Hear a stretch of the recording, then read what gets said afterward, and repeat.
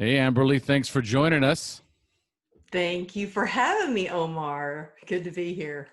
Yes, I'm super excited to have you on the show. How you feeling today? I'm excited to see you and get to see your face and feel your energy through the screen, actually.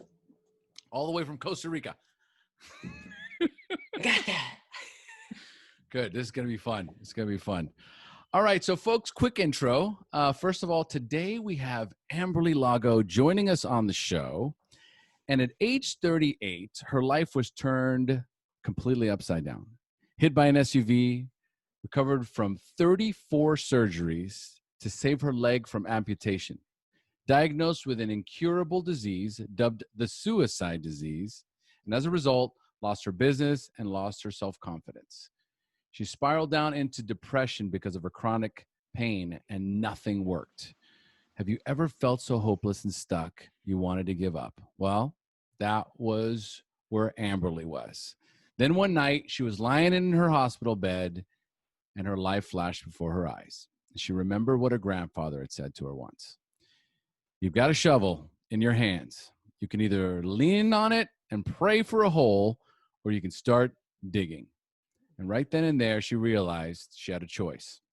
She could either give up and give into the pain, or start digging, start fighting, and create something positive out of her circumstances.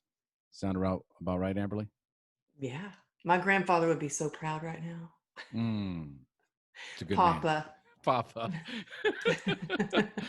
All right, good. So let's dive in. There's a lot there, but first of all, let's find out a little bit about who you are today. So, what does your normal daily routine look like, Amberly?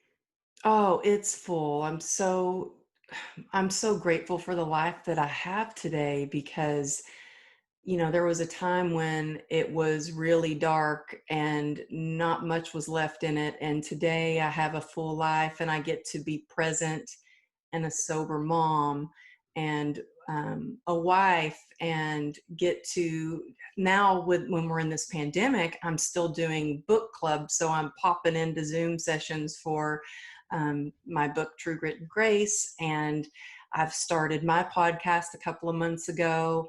And then even though speaking, the conferences, my favorite thing about the conferences was the connection with people.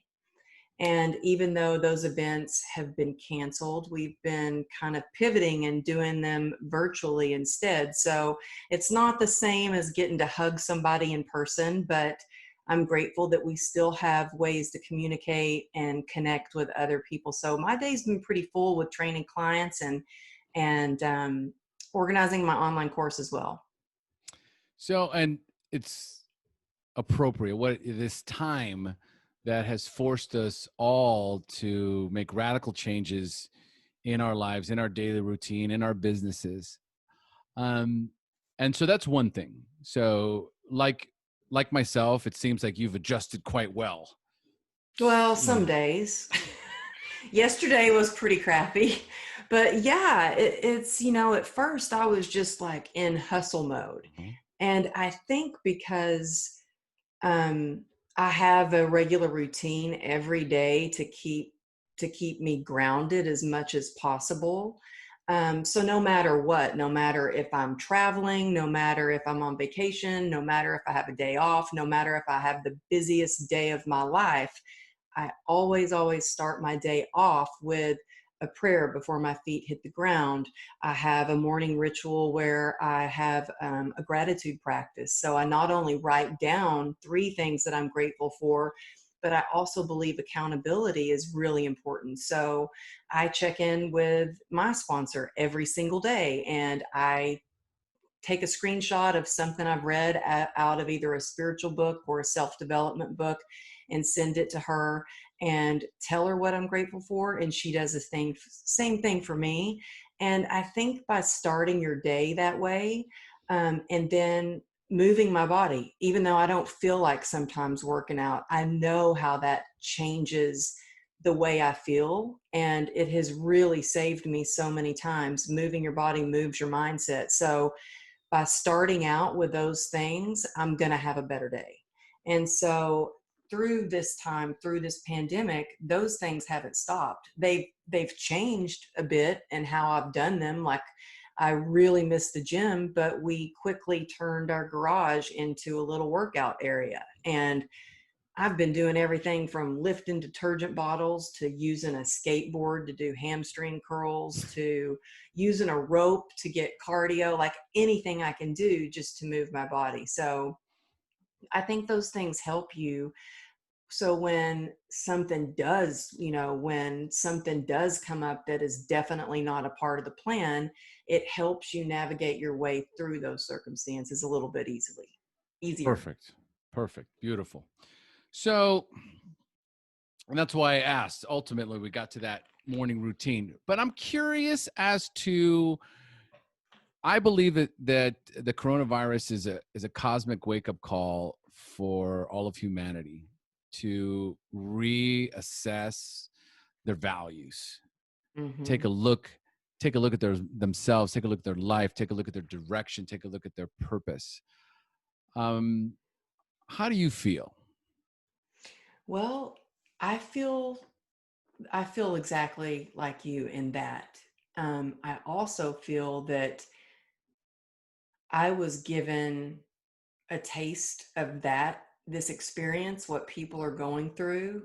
Um, this is on a global level, but for Mhm. me, after my motorcycle accident, I was completely, you know, the rug was pulled out from underneath me. My world stopped. I was no longer able to work. I went into financial debt. We had a lien on our house. I did not know how to cope with what I was going through because my only tool that I really had at that time was running and my being an athlete. Mm. And so anytime I had fear or depression or anxiety, I would just go for a run. And now that was taken away. And I was pretty much shackled to a hospital bed. And so I think a lot of people at this time are having a lot of fears come up. They're suddenly everything stopped and they're able to look at their priorities, and they're also able to look at habits in their life that maybe are good habits and some that maybe aren't so good. And so I think that it is a wonderful time, as hard as it is, to look at what your priorities are. Like, I think that everything that we do is either helping us or hurting us. It's either moving us closer to where we want to be or it's pushing us further away. And that is the whether it be anything, whether it's the food we're eating, whether it's the people we're hanging out with, whether it's what we're consuming on the news or social media, all those things. It's a great opportunity for us to look and go, okay, how can I come out of this being somebody I'm really proud of, being the best version? Am I going to sit back and play the victim, or am I going to go, okay, I'm going to show my children how to be resilient and give them the tools so they can grow up and be resilient? Or am I going to be an example of how to be defeated? And my children are my biggest inspirations, and I always want to set a good example for them. And whether we think they're watching us or not, they are like sponges and they're picking up on Mhm. everything we do. This is so important. So important. Lot there. So much there. Really good stuff. And really this idea of really recognizing, and I know that feeling too, recognizing that I've already had a coronavirus experience. Like I've already been there. Right? Like I Mm-hmm. feel as though, and I hear this from a lot of the people that I'm connected with, I feel as though I've been preparing for this my whole life. Like I Mm-hmm. have already, there's people out there that are struggling with isolation and fear and uncertainty. And I lived in that for years in the depths of my addictions. It wasn't a couple of weeks, Exactly. it was years before Mm-hmm. I found my way out of it. And so this feels like, like I'm prepared for it. So, with that being said, there is a big component for me and one of the greatest gifts that recovery gave me was my ability to reestablish my spiritual connection. Because prior to recovery, I had completely disconnected. What is your Mhm. experience, or what is your beliefs when it comes to your spiritual connection to spirituality? How important is that, and how do you maintain it? Well, I grew up in Texas in the Bible Belt where it was a different kind of spiritual experience. It was a Mm. more of a religious thing where you went to church every Sunday.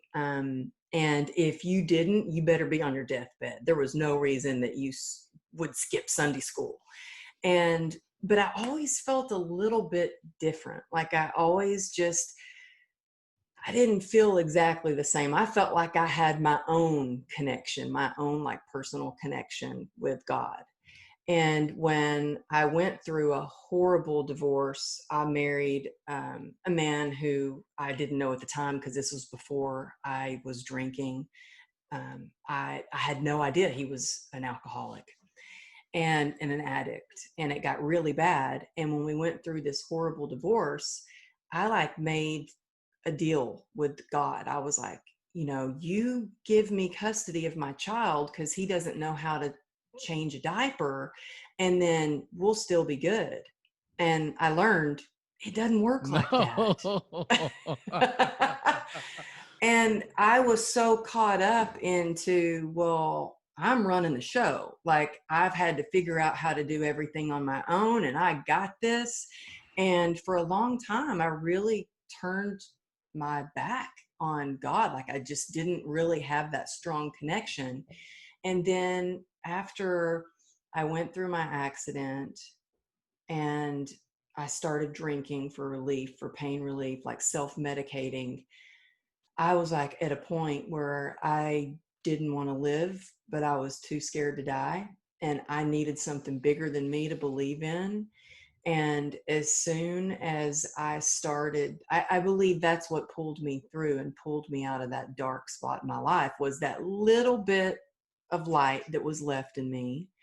And I realized, we're never alone. God is, or you want to say, I call my higher power God, whether you want to say higher power, God, whatever that may be for you, is always there waiting for us. But we have to be willing to let them run the show.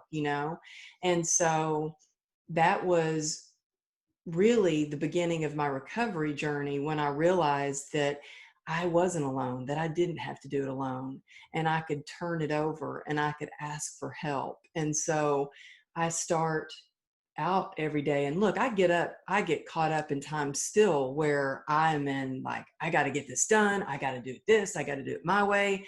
And then I have to remind myself, no, I need to pray about this. I need to ask God to come. I mean, even before we started interviewing, I was like, please God, just come and speak through me, guide me.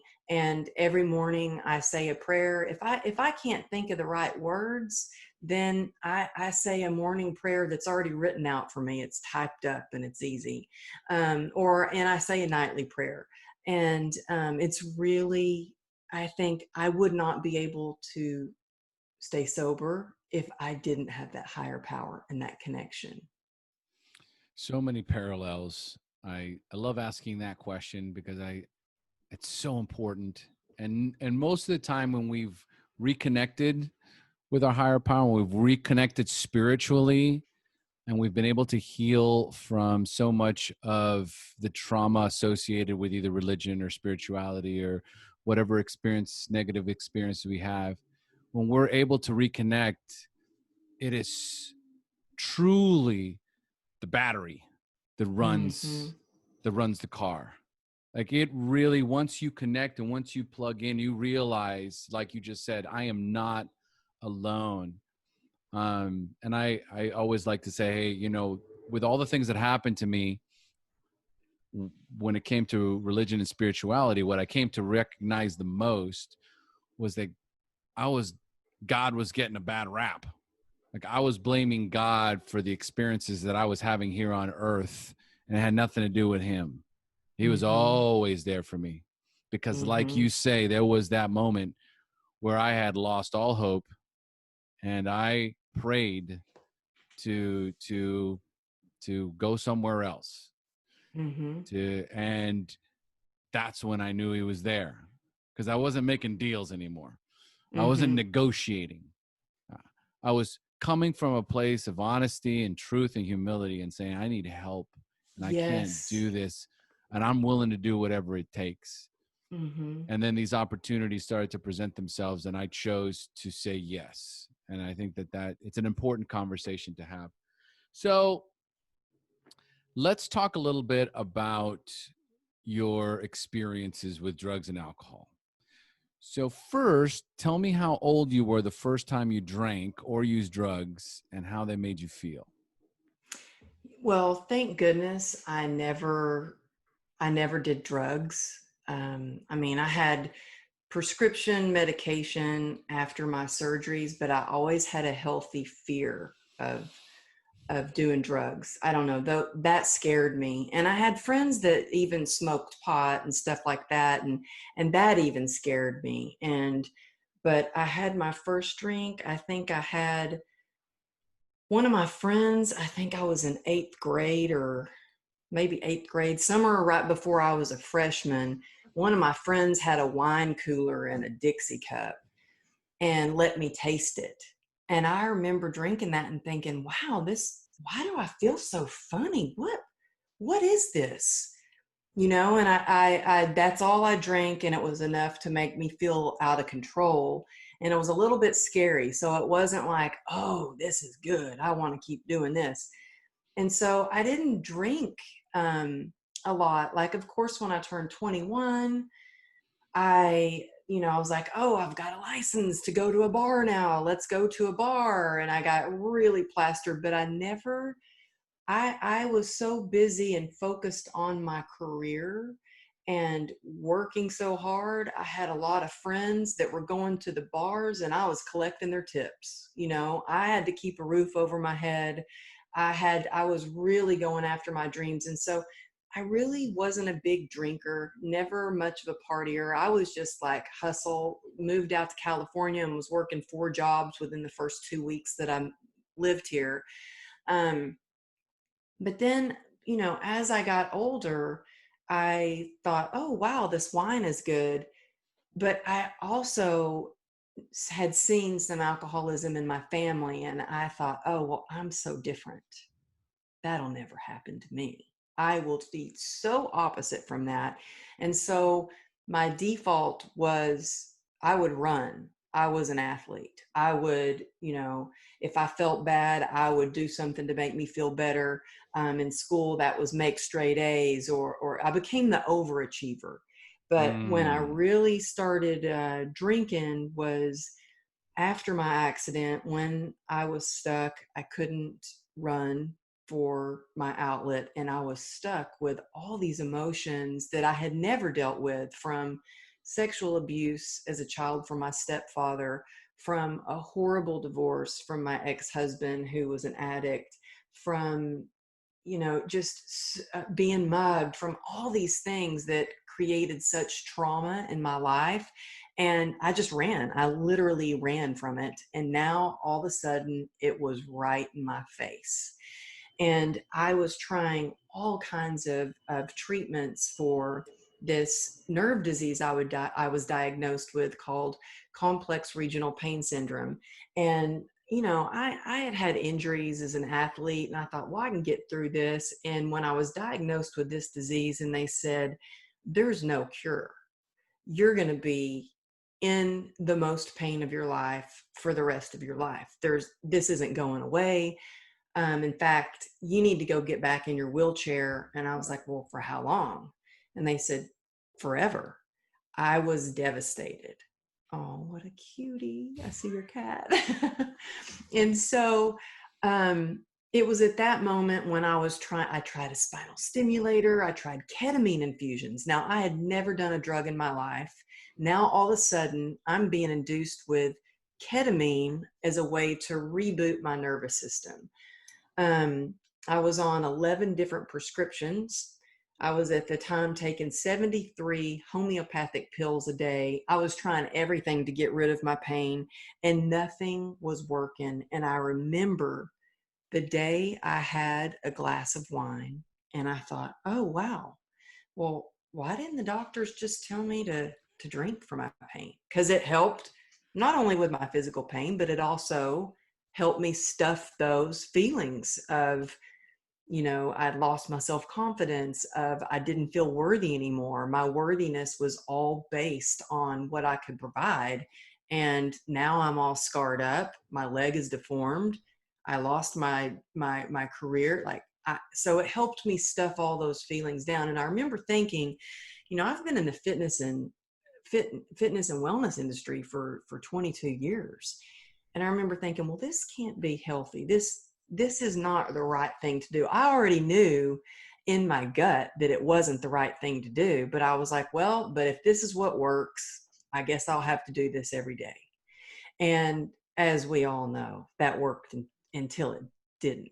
And my life came spiraling down and my world got smaller and smaller.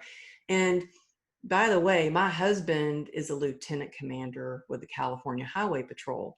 And I was sneaking my drinking from everyone, including him. And that takes a lot of skill to sneak your drinking.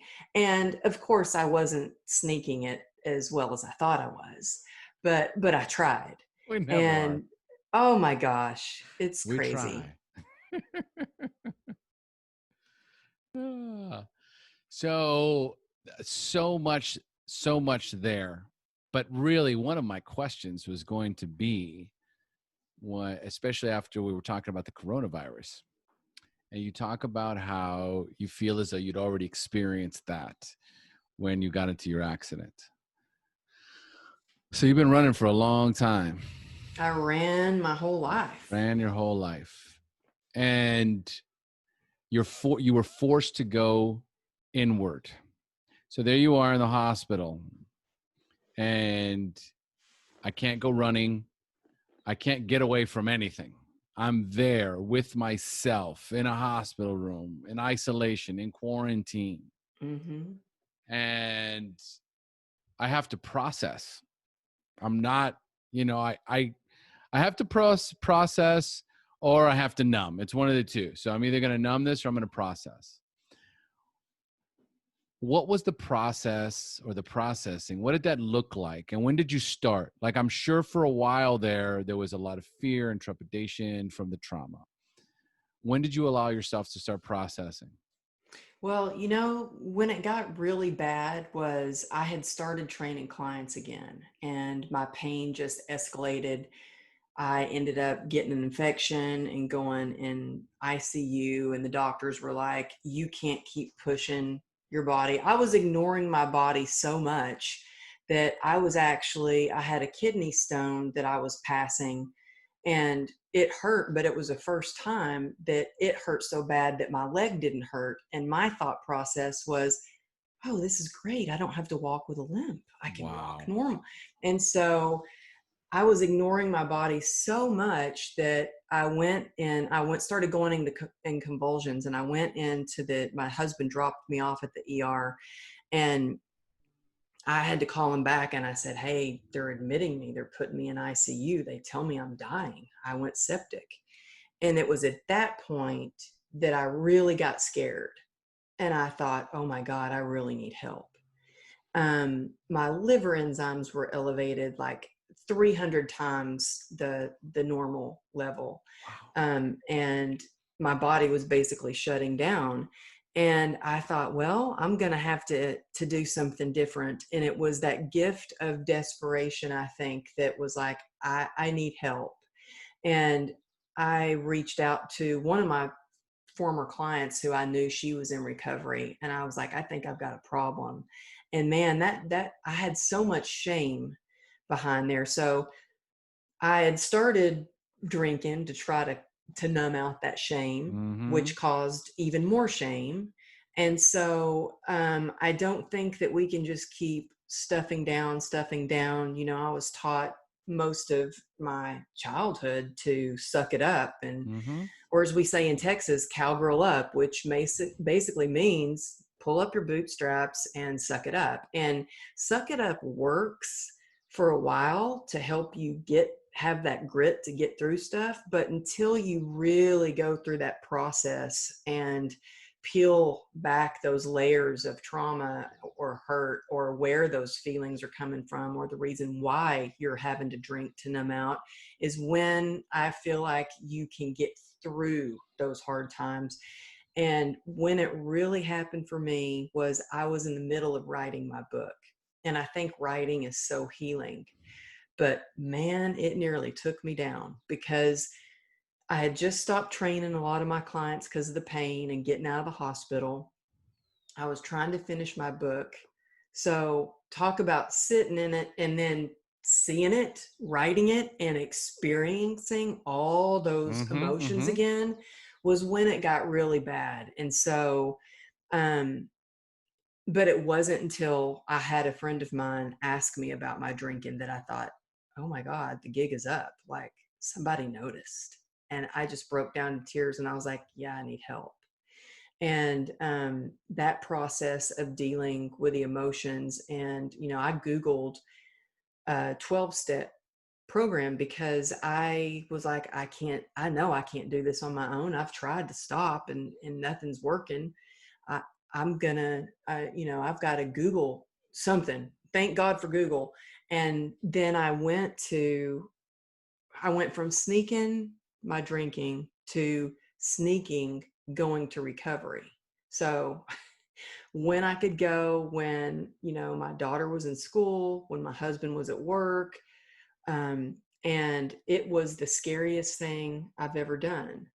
And scarier than any of those surgeries, scarier than, because I had so much shame and I was so scared to walk into a place where I felt like, oh my gosh, like, what if somebody recognizes me? And it's like, oh my God, we're all there for the same reason. But then, once you start to hear people that are experiencing and going through similar things as you, it's like I was given the gift of hope. And so that is what really changed my life, was just being given that. Like I had a 1% chance of saving my leg from amputation, and that got me through those first 34 surgeries. Well, then I lost some hope again. And going in and knowing that other people had been through similar experiences as me and they now had a life of joy, that was that little glimmer of hope I needed to keep, sober and keep moving forward. There is this so much addiction here, right? And when we talk about addiction in the sense of, we have to really clearly define what that means for the individual, right? So there is this the addiction to success and accomplishments and achieving, being the Mm-hmm. best. It is a coping mechanism. It is a way for me to escape from the reality of the trauma that lives within, resides within me.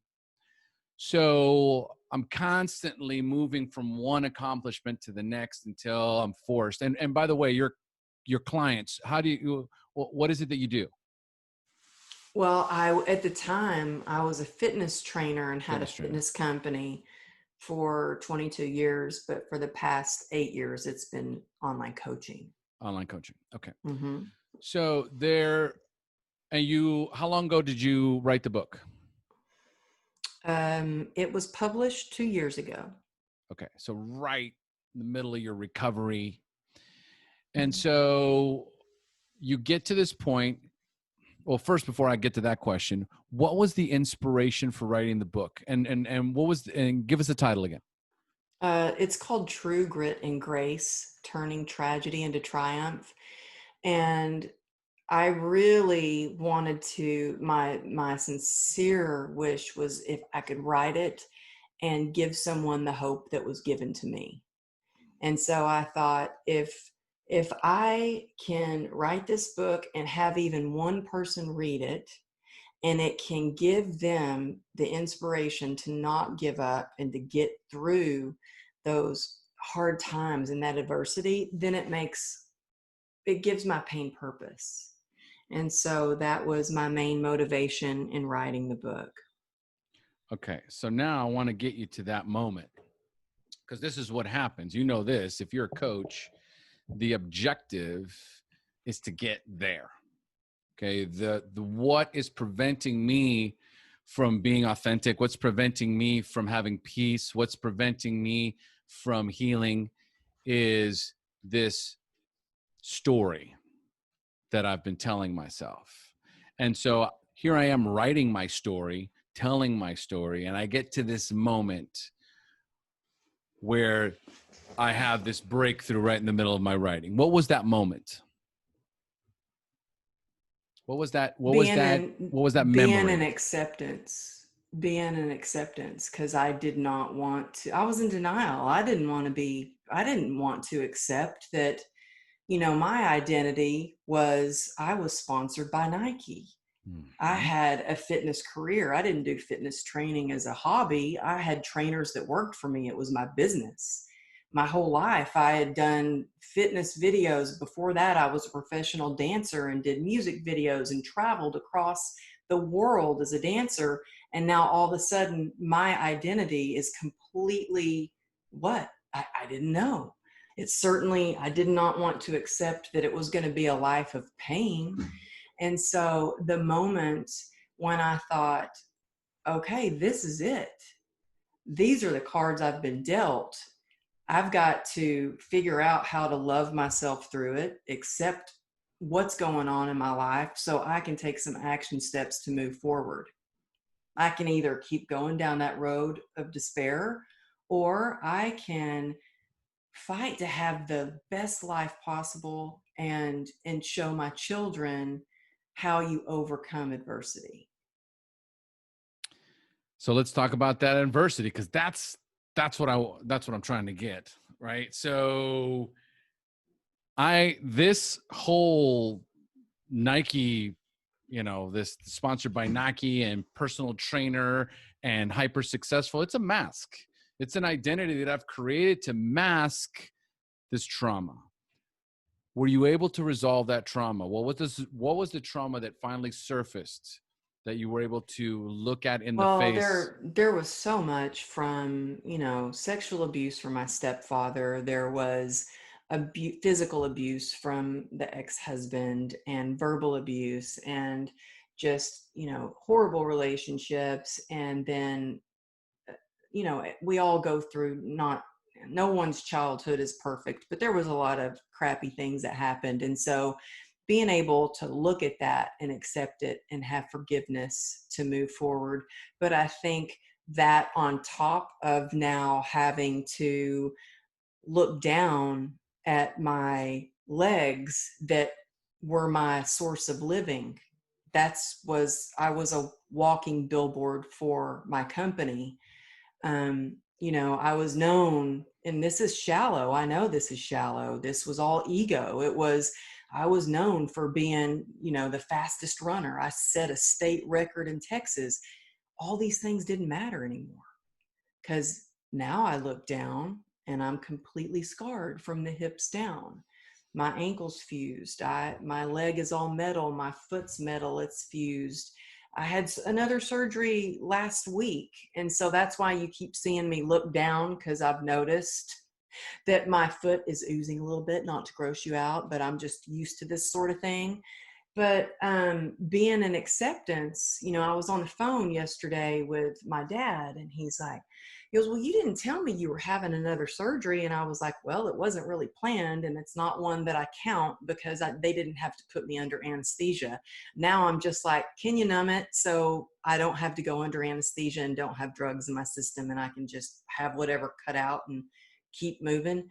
And my dad said, well, why do you have an infection? And I said, well, Dad, my leg is compromised. All the femoral artery was severed, and I'm lucky to have the leg. And so the circulation's not what it was. And so if I get a little cut, it can turn into an infection, and the hardware, blah, blah, blah. And he says, well, how are you going to live like this? How are you going to go on? And I thought, because I have the tools to grab that shovel and dig deep, and I have a toolbox. And if my prayer saying the prayer is not helping me exactly how I need it that day, like I'm not feeling it, then I really focus on my gratitude, and then I try prayer again. Then I reach for my community and say, hey, I need to share something with you, and I need to feel that support of the community. And then I'm like, okay, I have to focus on my why. What is my why? What is going to give me the passion and perseverance to keep moving forward? And then I have to go, okay, I need to rest to be resilient. And so I think it's so important to have all these tools, because what works for me might not work tomorrow, but I can try it again the next day. And what works for me might not work for you, but as long as we're sharing with each other in connection and community, then we can come together and share those tools, and we can all be better. What did you discover was your biggest limiting belief? Um, I think probably my biggest limiting belief, well, I had a really like imposter syndrome, like, oh my gosh, why am I here? Well, I like, okay, so to give you an example, um, there was a lot, I had to have a heart to heart with my husband when I was writing the book, because I felt like I didn't, he was like, sure, you want to write a book? Yeah, we'll see about that. Then I'm like, I have a publisher that wants my book. And he's like, you have a publisher that wants your book? And I'm like, yeah, I got a publisher.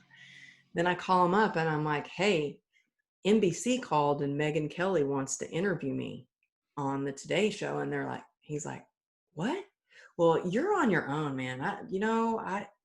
You're flying to New York on your own. And then I was like, okay, I'm Megyn Kelly. I want to talk to her. And then he called me back and he was like, hey, that's actually pretty cool. I already felt like, why would Megyn Kelly want to talk to me? I'm not worthy enough. Or, one of my first, I remember I got asked to do a TED talk where you basically have to share the most important message of your life, and you've got 14 minutes to do it. Well, all the other speakers had PhDs, or they were, CEOs of company or presidents or blah, blah, blah. And then there was me. And my husband's looking through the website and he's like, wow, I know they don't like to promote books or anything, but do you think they could add that you're an author at least, like something? And so I called the curator and I was like, hey, I really hate to ask this, but I don't really have a title on there. Is there any way you could give me a title? My husband brought that up and she goes, wait a minute. Do you mean to tell me that he is giving you a hard time because you don't have PhD after your name? And I'm like, well, I'm the only one that's not a doctor and I'm speaking to a bunch of scientists. So I had major imposter syndrome. She goes, you know what? You have a PhD in heart. And that's why we're having you at this talk. And so I think that as long as you have like that passion in your heart and you're coming from a good heart, that comes across and it helps you to believe in yourself and believe in your message. And sometimes it helps if you have somebody that shows you they believe in you, because it helps you believe in yourself. And so I always try, when I see somebody that I'm like, man, I love their message, I love what they're doing, I believe in them, I make sure I let them know, man, I believe in you, because sometimes that can change somebody's life. It's so, this, just to emphasize the importance of having the right people in your life. Mm-hmm. One of the biggest challenges that so many of my clients face is, the imposter syndrome and this idea that I've got to figure it all out on my own, that I don't have help, that I can't lean on somebody. I don't have the community. I'll ask them, tell me a little bit about your community, your network. And it's like, well, that's one of the things I want to work on. And it's one of the most important things, because so many of us need someone else to believe in us before we can believe in ourselves. Mm-hmm. And if you do not have the right support network, you're just never going to hear it. You're just never, the words, I believe in you and you can do it, as for some people would think is hokey, is probably the most important thing we need to hear because we never heard it. Well, I remember after my motorcycle accident, the first doctor that believed in me, um, because I had doctors say there's no hope. Your leg is basically like a war wound. We have to amputate. And I was transferred to Cedars, and this doctor was like, well, we're going to try. We're going to go in there. We're going to see what we can do. And when I had my first doctor's visit with the guy who put my femoral artery back together, he looked at me and he said, "Kay, when you're healed up from this, I want you to save me a dance." And that just gave me hope, like, oh my gosh, he thinks I can dance again. And I was like, oh my gosh, okay, that gives me a goal. I'm going to get through this so I can dance with him again. And it's those little things that make such a big difference. Oh, wow. We hear that in recovery too. We'll love you until you learn to love yourself. And this is no Mm-hmm. different. We'll believe in you until you can believe in yourself.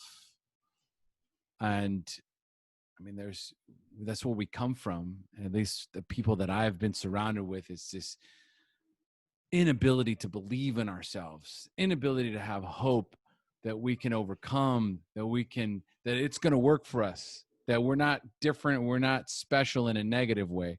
Because I think we're all different and we're all special in a positive way. But, we just seem to find ourselves feeling terminally unique, that it's, I know it worked for you, but it's not going to work for me because I'm different.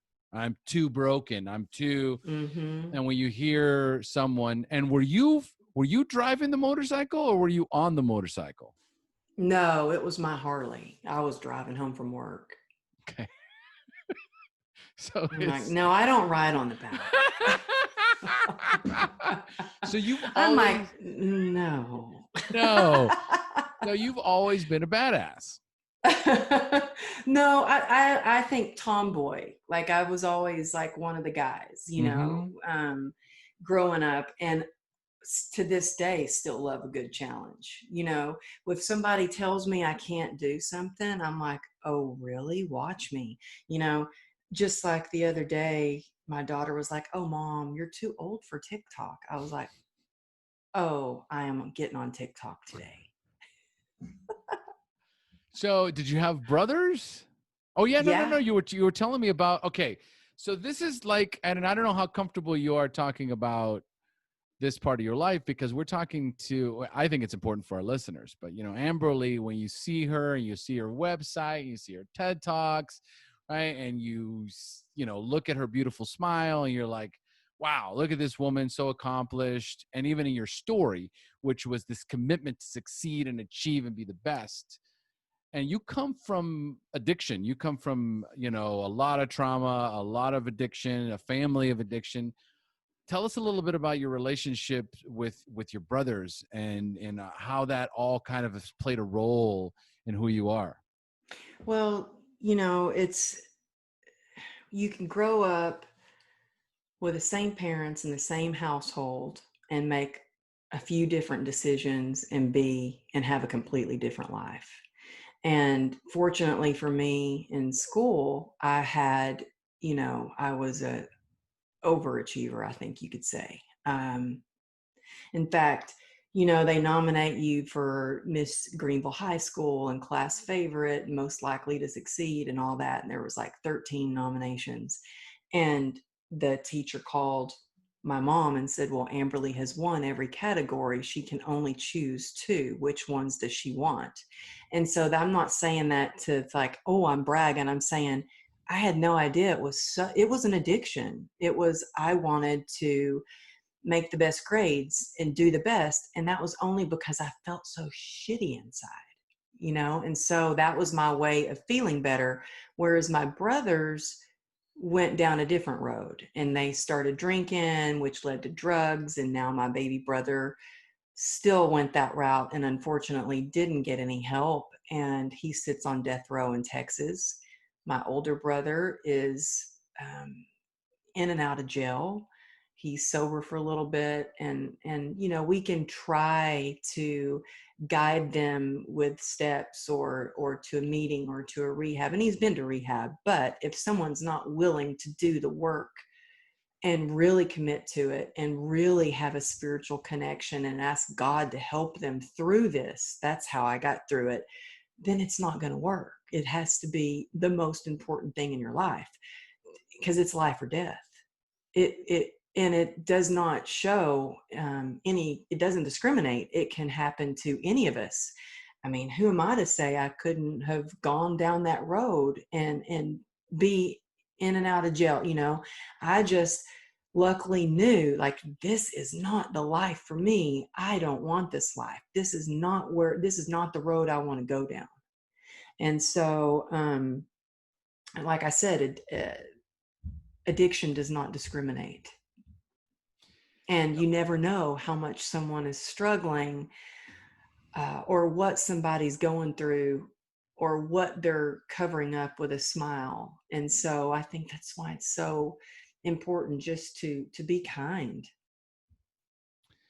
Growing up when I was a kid, my sisters and I had, this common trauma between us, right? That drove us in one way or another, like you were talking about here.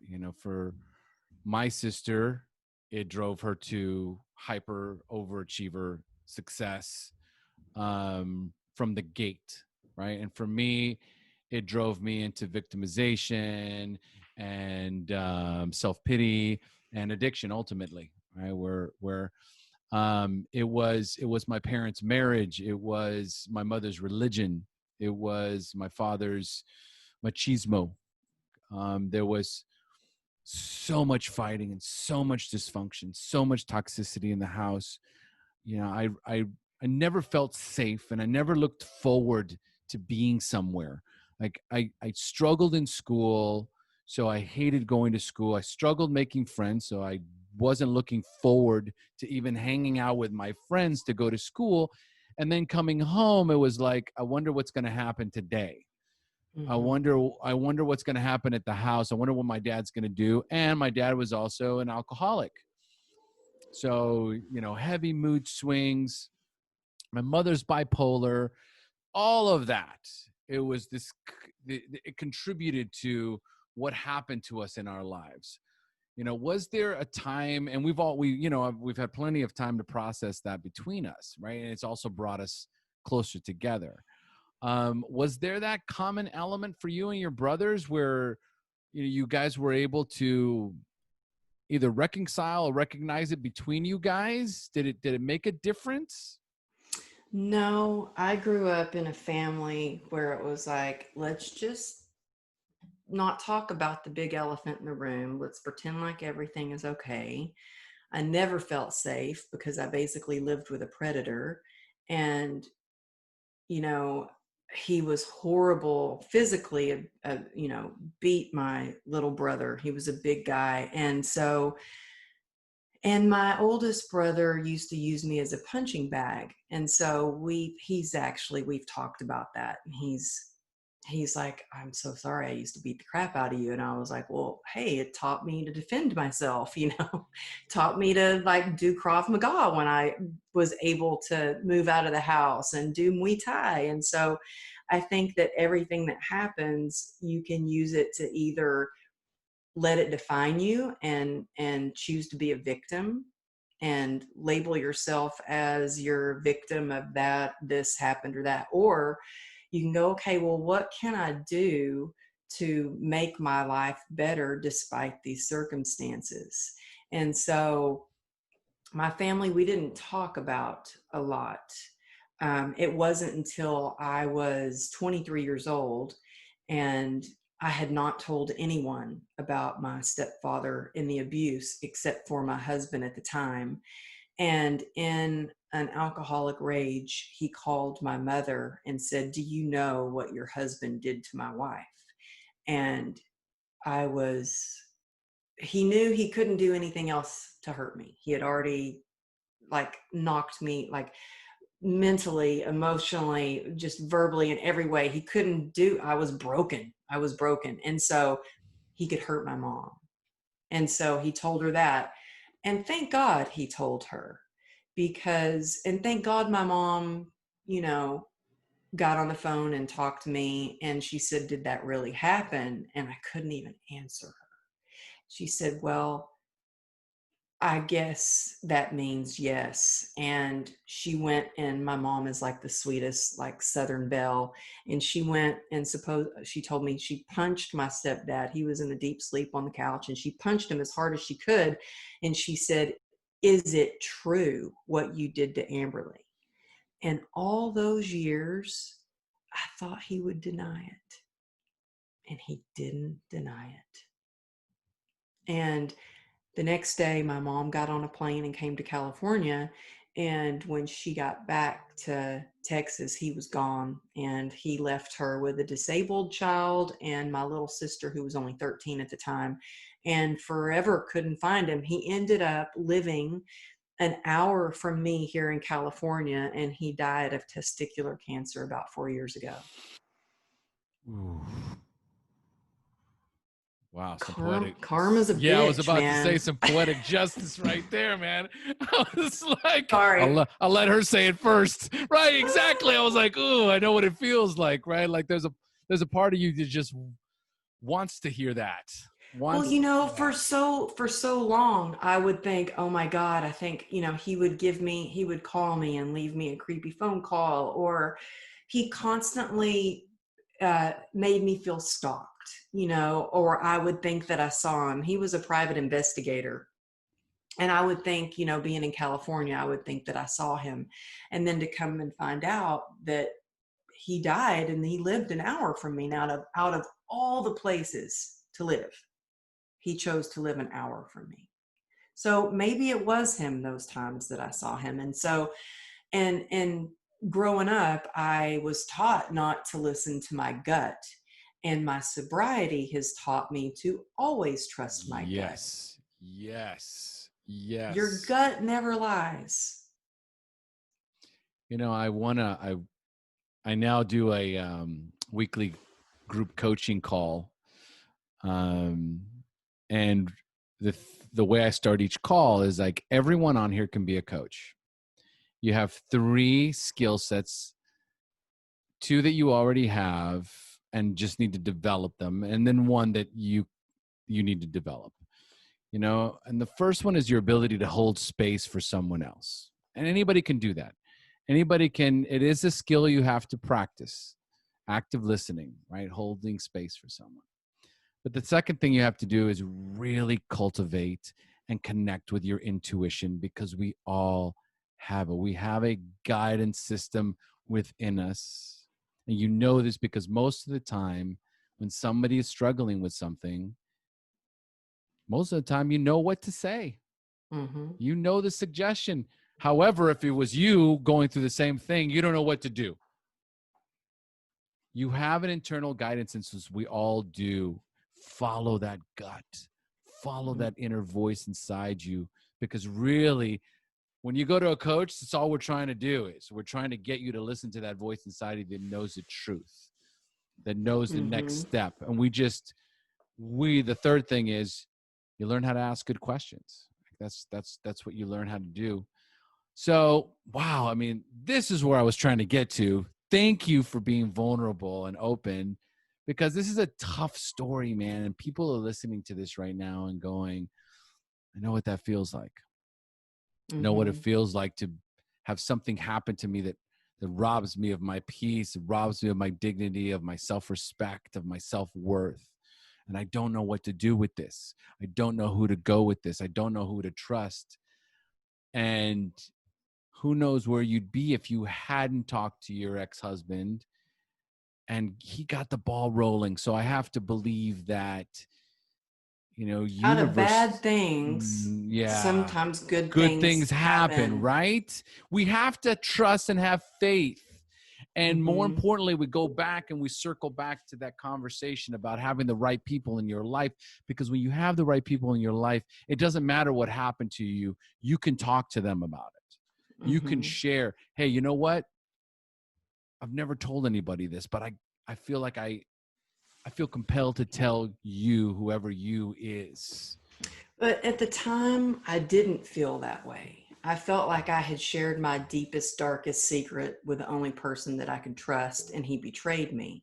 And it took Mm, me a long time to get over that and see it for what it was. mm, Sometimes the gift that comes out of a circumstance, it reveals itself much later, and so it also takes a lot of patience and trusting that everything will work out as it should.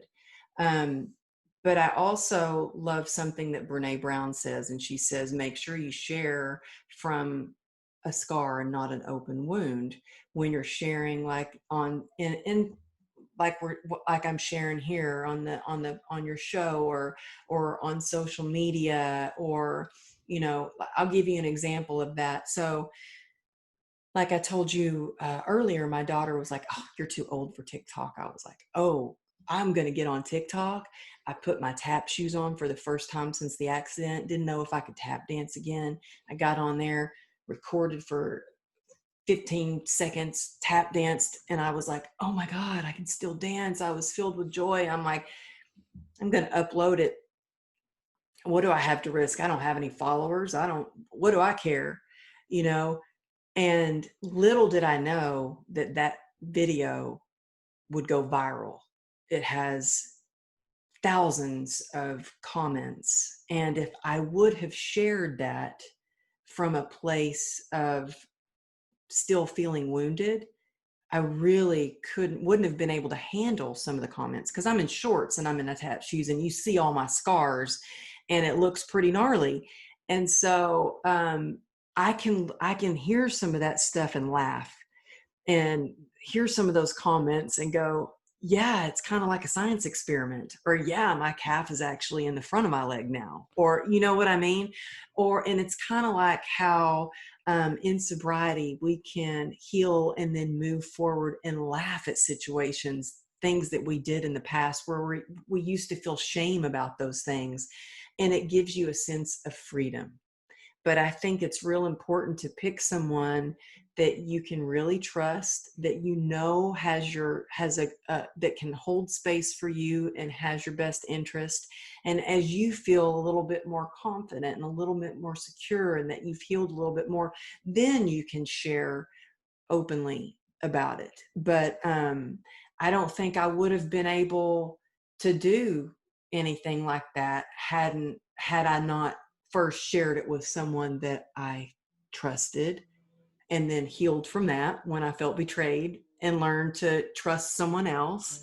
And and so I think it's baby steps, one step at a time, that you're able to get through those situations. yeah, no, we're talking a vast difference from being vulnerable with someone you trust in public speaking. Okay, so I get what Brene is talking about, and this is when I got coached to speak. It was that exact message. You cannot share from the victim role. Okay, Mm-mm. you have to share from the warrior, from the person who's overcome, from the scar, and not from the open wound, because the message is going to get drowned out by the emotional distress.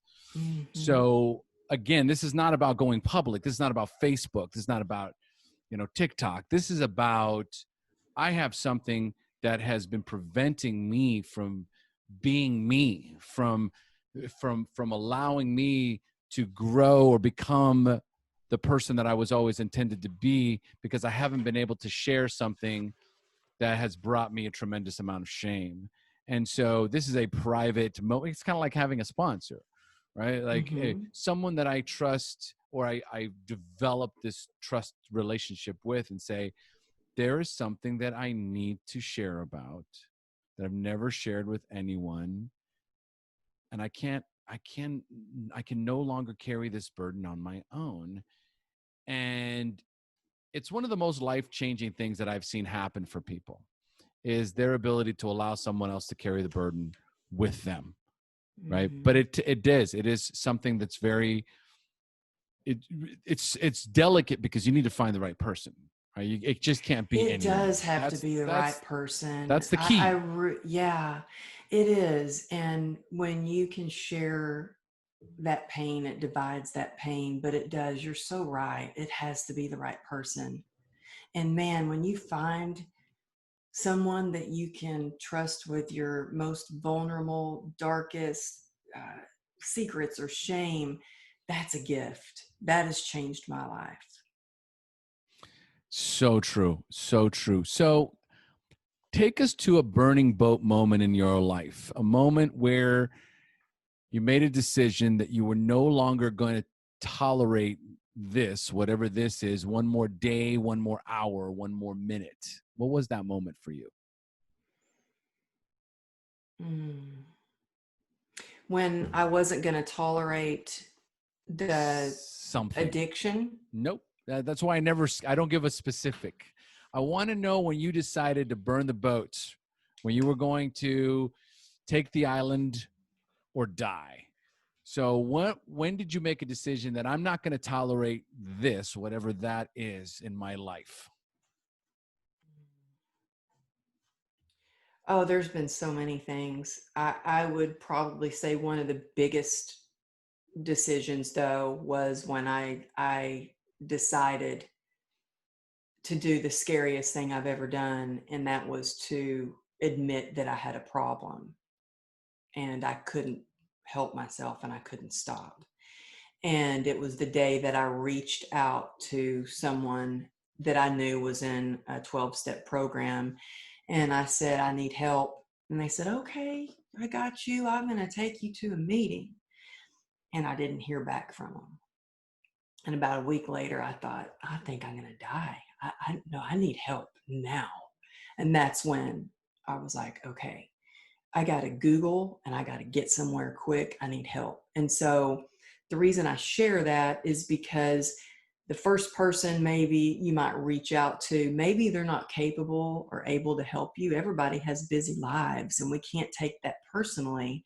We just have to want so desperately to change our lives and use that desperation as a gift, as something that's going to spur us along to get to where we need to be.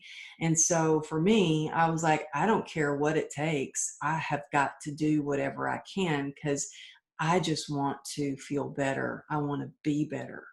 And so I think it was that moment in my life. And it was the scariest thing I've ever done, but it was the best thing I've ever done. What it feels like to me is that the toughest thing you've ever had to do throughout your life is be vulnerable. Mm-hmm. Well, and a lot of that comes from, growing up with my stepfather. There were a lot of times besides the sexual abuse, he would try to break me down and he would just do and say the most horrible things until I would cry. And then when I would cry, he would smile and say, I gotcha. And so it was really like a trigger for me that I will never let anyone see me cry. I will not break down. I'm going to be tough. And so for a long time, I remember I was about 25 years old, 26 years old, and I hadn't cried in, oh God, over 10 years for sure. And I was running through the airport, and just as I'm getting to the gate, the gate closed, and I missed my plane, and I dropped all my luggage and I started crying. And I think my daughter was like 5 at the time. She looked up at me and she said, Mama, I didn't know you knew how to cry.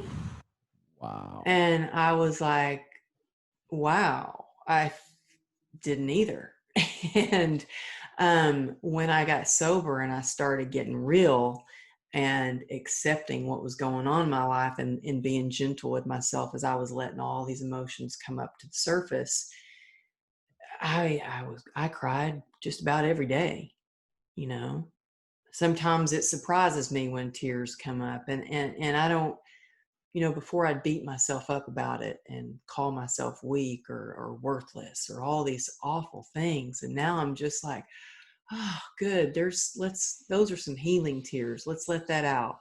Let's do a little bit of soul cleansing here, And so now living with a retired lieutenant commander. And then my daughter, bless her heart, she may need some therapy when she gets older.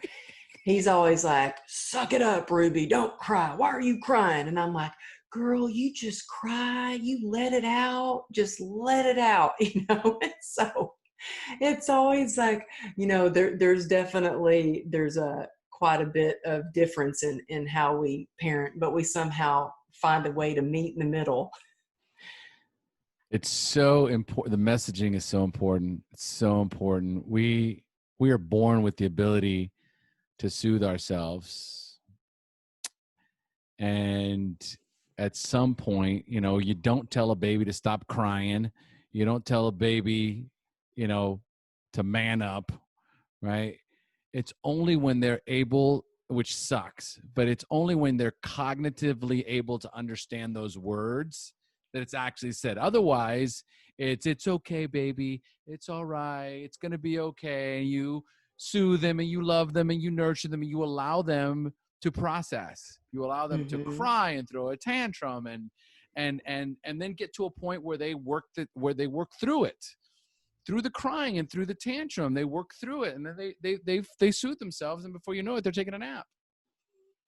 And so we have been, it's been taken away from us. It's been taken away from many of us, that this idea that you don't cry. And the thing is that's what we were born with, our ability to process trauma and pain is through tears and through anger and through tantrums and through we know what to do instinctively. And when someone says don't do that, we're actually fighting against the natural inclinations that we have to heal and soothe. I think it's super important whenever I hear that to just make that point, that it's so important to do that, to allow ourselves to, I don't care how old you are, if you need to throw a tantrum, throw a damn tantrum. Be angry, process that through, let it go, let it out, cry. Crying is such a beautiful thing. And you're like me, I was just like you for so many years. It wasn't a tear that was going to be shed because I was told boys don't cry. And then once I started crying, man, there was no stopping me. All right. So Amberly, if our listeners want to reach out to you, want to know more about you, how can they find you? AmberlyLago.com. I've got everything there. I hang out a lot on Instagram at Amberly Lago Motivation. Now, hey, you can see me on TikTok too. I'm having fun over there. And then I have a podcast called True Grit and Grace Podcast. And then, of course, my book is True Grit and Grace, and you can find that on Amazon or at your favorite bookstore, if you can find a bookstore open. Right. Yeah. I've heard that a couple of times on my interview so far. So 2 more questions. What is the best suggestion or advice you have ever received? I would say listen to your gut. Listen to your gut, because your gut knows. Yes. And right away. You know whether it's a yes or no. You know what to do. Just listen to your gut. Because people can try to tell you things. People will try to persuade you. But it's so important to listen to your gut. And the more you listen to it and you start to trust yourself, then you can start to build confidence that you do know the way, that you can trust yourself in your gut. So I think that's really important. Just and keep it simple. I try to complicate things. And I'm like, no, keep it simple. Just keep it simple. Beautiful advice. Wonderful advice. And what is one parting piece of wisdom that you'd like to share with our listeners? I think no matter what your circumstances are, no matter even if your circumstances have narrowed your possibilities, that you can get through anything with grit and grace. What a beautiful way to close. Love it. Oh, thank you. You're so awesome. Stop it. You are. Thank you. I have a feeling we could talk all day. Yeah. No, it feels like we're just warming up. Yeah, I tell you what, there's some things that I'm like, oh my gosh, there's that are surprising when you start to think about things, Mm-hmm. or it, like you said, it's all the questions that you ask, and it's Mm-hmm. like, oh yeah, where did that come from? That came from here, and then you get a Mm-hmm. little, yeah, That's what you got to do. Well, we could continue this on your podcast. yeah, let's do that. Okay. All right. It's a date. It's a State. date. I would love to have you on because it's all about struggles to success. And I think if you look it up in the dictionary, you are definitely struggle to where you are now and so successful, and you're helping so many people. And thank you for all that you do to really give people light and hope and the confidence and the tools to keep moving forward. So thank you for having me on. Well, thank you, Amberly. After, you know, just getting to know you, we're probably, our pictures would both be under that, under that category. It's the struggle that makes the story. It's the struggle that makes us who we are. It's without it, we can't really appreciate all the wonderful things that we have in our lives today, including our children and our family. Right? It's that, Mm-hmm. and that true grit. And while we're at it, I'll give a shout out to Steph Coffee, who put us together. Oh, She's yeah, I'm going to meet her right now. We're meeting at the park right now, 6 feet apart. good. Good. Well, I want to thank her. Really appreciate this incredible connection that you've made for us. And thanks again. Thanks Yes, again. thank you. Yes, and thank you, Stephanie. I love you. Thank you so much, Omar. All right, folks, we've now reached the end of our show. Thanks for joining us. And as we say here in Costa Rica, pura vida. Pura vida. Did I say that well? Pura vida. No.